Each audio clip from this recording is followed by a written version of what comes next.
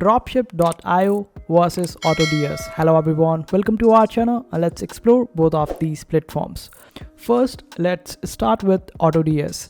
So on AutoDS, you would be able to integrate your dropshipping with the Shopify, eBay, Facebook, Etsy, WooCommerce, Wix, and there are much more integrations out there that you can utilize in order to get the best results out of it. You will also be able to find the inbuilt marketplace in order to find the high quality products with the fast shipping.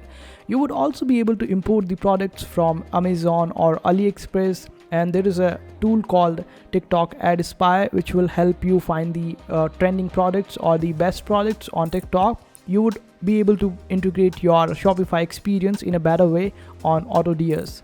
When it comes to Dropship.io, it will be able to help you find the winning products, and that's why AutoDS has an upper hand when it comes to dropshipping experience. So it would be better for you, but there is one more reason to go with AutoDS, because the price difference between AutoDS and Dropship.io is huge.